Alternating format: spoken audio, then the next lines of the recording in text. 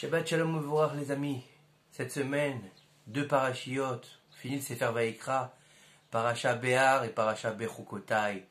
Les deux parachiotes qui viennent conclure en fait le Sefer Vayikra pour nous emmener vers le Sefer Bamidbar Be'ezrat Hashem. Shabbat Mevarichim avant Rosh Chodesh Sivan, le mois du don de la Torah.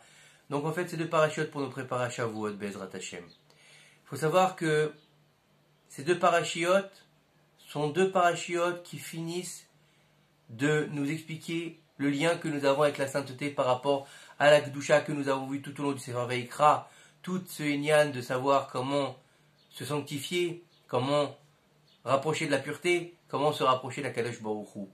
Et dans la paracha de Behar, il y a marqué Behar Sinaï, au mont Sinaï, et là on nous parle de la Shemitah. C'est quoi la Shemitah? C'est le fait de mettre la terre en jachère. De 6 ans, tu travailleras la terre, et la 7e année, tu la laisseras de reposer, et ensuite on nous parle du Yovel, on nous parle donc du Jubilé, et on nous parle de tout ce qui est en rapport avec donc cette fameuse Shemitah, qui en Israël arrivera, si Dieu veut, l'année prochaine, qui est l'année de Shemitah. Et on peut se demander quel rapport entre la Shemitah, en fait, qui nous parle de la terre, et tout ce Sefer Vayikra qui nous parle de la sainteté du corps. Vous ne mangerez pas des aliments non cachers, vous ne vous souillerez pas avec telle abomination, vous n'aurez pas de rapport incestueux, vous n'aurez pas ci, vous n'aurez pas ça, vous ne verrez pas la nudité de votre mère, etc. Le Kohen devra faire attention à la femme qu'il prend, il ne devra pas rentrer dans un cimetière. Donc, on peut se demander, mais quel rapport entre cette fameuse terre, donc qui est quelque part inanimée, on va dire, que c'est du minéral, et l'être humain. Et il faut savoir en fait que tout l'essence même de l'homme, Adam, comme il a été créé, l'être humain, le premier, Adam Arishon, tire son nom et son essence justement de la terre, Adama. Dieu, il a pris en fait de la terre, des 4 continents, il l'a formé comme une statue entre guillemets d'être humain, et ensuite il lui a insufflé dans les narines Ruach Chaim. C'est quoi Ruach Chaim? Un souffle de vie. Et c'est comme ça que l'être humain, il a été créé. Et bien sûr, on nous explique que de la terre, tu as été tiré, à la terre, tu retourneras. C'est quoi en fait la terre? C'est l'essence même de notre vie. Donc en fait, il faut que nous-mêmes soyons saints, mais que la terre aussi soit sainte. Comme on l'a vu à l'époque du déluge, on l'a vu que Dieu, il a dû détruire la terre sur un téphar. Pourquoi il a détruit la terre? D'accord, les hommes étaient pourris, mais pourquoi la terre a dû subir aussi la destruction? Nos sages nous disent en fait que parce que l'homme, il est mashpia, donc il a un impact sur les choses, et il a un impact sur la terre. Donc ça veut dire que si l'homme il se comporte avec sainteté et pureté, donc il va transférer ça aux éléments qu'il habite, il va transférer ça à la terre. Comme on voit quelqu'un qui est toujours énervé par exemple, qui est toujours en colère, tu rentres chez lui, tu le connais pas, hein, tu rentres chez lui, même s'il a une belle maison, tu sens une rema pas possible. Et par exemple, tu rentres chez une autre personne, même s'il a une petite maison, bof, moyen, mais le type il est toujours souriant, tu vas rentrer chez lui, tu vas faire un kiff. Pourquoi? Parce que il mâche-pia sur sa famille, il mâche-pia sur sa demeure. Donc en fait, c'est exactement pareil. La terre, en fait, il faut qu'elle soit sainte pour pouvoir nous soutenir. Comment est-ce qu'on peut se tenir quand on est saint sur une terre qui n'est pas sainte? C'est comme à l'époque du déluge, il y avait Zera Levatela partout. Comment est-ce qu'un tzaddik comme Noach, il a pu se tenir là-bas? Il a dû rentrer dans la Teva. Et la terre, elle doit se reposer. Pourquoi? Parce que pendant 6 jours, Akadosh Baruch Hu, il a créé le monde. Et le 7e jour, il s'est reposé. Et le 7e jour, comme nous, on se repose le Shabbat, et bien la terre, elle doit aussi se reposer le Shabbat. Et qu'est-ce qu'elle a besoin de faire Shabbat, la terre? Elle s'en fout. Nous, on a besoin, parce que Shabbat veille nafash. Mais elle a besoin de quoi? Et là, on nous explique clairement que toute l'énergie, en fait, de toute la création du monde, que ce soit humain ou de la terre, elle puise son énergie dans le Shabbat. C'est-à-dire que la terre, la 7e année, qui équivaut au 7e jour, va là aussi se reposer. Donc va aussi récupérer ses forces, revenir en fait à son état originel du Shabbat. C'est-à-dire que la divinité va l'insuffler pour qu'elle puisse en fait reprendre ses forces. C'est un peu comme si on la chargeait sur une batterie. Donc ça c'est pour la paracha de Behar. Tout le lien de la Shemitah et du Yovel, de savoir que la terre, elle doit se reposer. Et aussi surtout pourquoi Dieu nous a donné cette mitzvah de laisser se reposer la terre la 7e année, pour bien comprendre que rien ne nous appartient.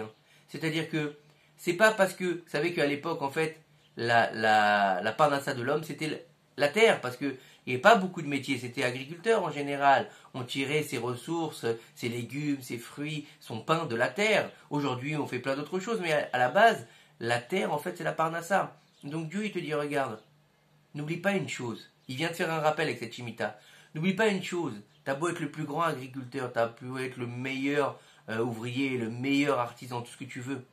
Si je te donne pas la bracha, tu n'auras pas la parnassa. C'est pas toi qui décide, c'est moi qui décide.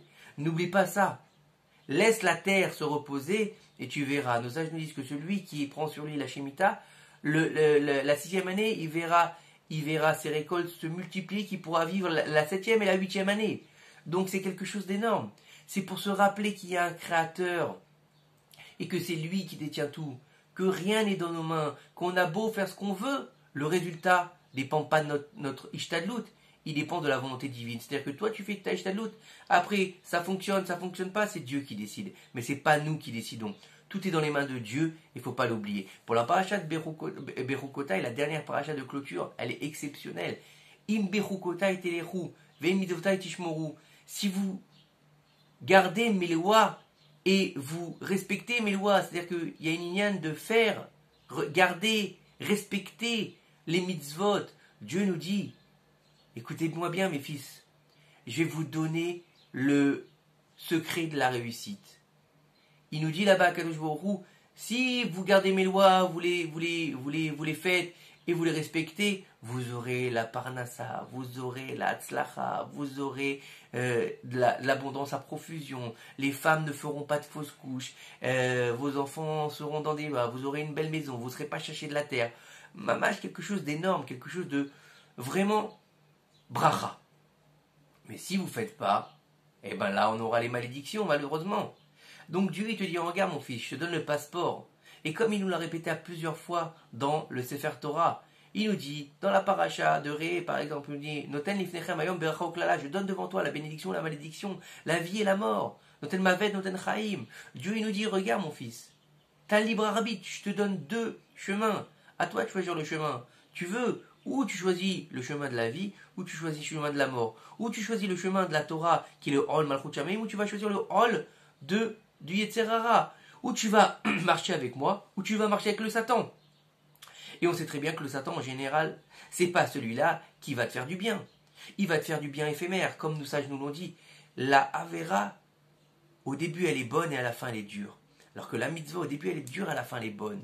Donc, qu'est-ce que tu vas décider? Est-ce que tu vas décider que ta vie, au début, ça va être dur et qu'après, tu vas kiffer? Ou tu veux kiffer 5 minutes, après, tu vas souffrir ta race?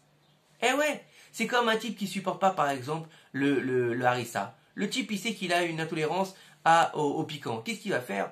Ah, je peux pas, je kiffe, je machin, moi, ya la harissa. Il va se manger un plat avec de l'harissa. Il va se faire un kiff pendant 10 minutes. Et pendant 3 jours, il va être malade parce qu'il a des maux d'estomac.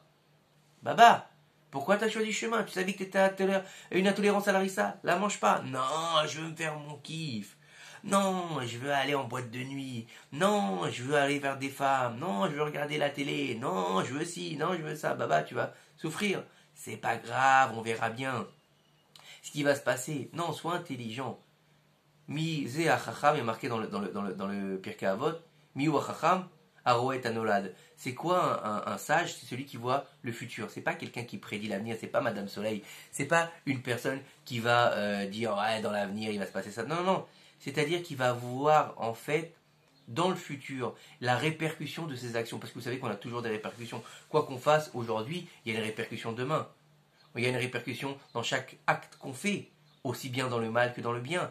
Et l'oralinou, ça peut se répercuter sur nos enfants dans le bien comme l'oralinou dans le mal, mais aussi dans le bien. Donc il faut faire très attention, il faut bien comprendre que la imberokotai telechu, c'est-à-dire que si on suit les mitzvot, on a tout gagné. Dieu il nous dit, regarde, je te donne le ticket de vie, je te donne le ticket de la réussite, je te donne le ticket. Il te dit, je te donne le mode d'emploi de ta vie. Pourquoi on ne veut pas le prendre? On te donne le secret de la réussite et toi tu ne veux pas le prendre. On va aller voir des médiums, des coachs, prendre des livres, lire de la philosophie. Et on va dire, oui, c'est là le secret de la vie. Mais si vous regardez tous les livres de coaching, tous les livres de les gens qui disent donne un sens à ta vie, etc., ils prennent quoi? Eh bien, regardez bien, si vous lisez correctement et que vous connaissez un petit peu la Torah, ils s'inspirent complètement de la Torah, des Maximes des Pères, du Talmud. Tout est tiré de là-bas. Donc pourquoi aller chercher ailleurs ce qu'on a déjà chez nous? C'est clair. Et il faut comprendre une chose, si Dieu il te dit que tu vas avoir la bracha, il faut se rappeler ce qu'il nous a dit, le Rav Yosef Chaim Sitruk. Zichrono Livracha, il a dit, rien ne vaut la vie. Rien ne vaut la vie, il disait. C'est-à-dire que on donne la vie, donc c'est d'être vivant. Mais toi, tu préfères être un mort vivant ou un être vivant? C'est ça la différence. Beaucoup de gens aujourd'hui dans notre époque, ils vivent comme des morts vivants, mais trop au boulot, dodo, il n'y a rien, il n'y a pas de Torah, il n'y a pas d'Inyan, il n'y a pas d'éternité. Celui qui est éternel, c'est celui qui est dans la Torah. Pourquoi? Parce qu'il vit pour l'éternité. Shabbat, shalom, au revoir. Si vous avez aimé, abonnez-vous, partagez, et que Dieu vous bénisse.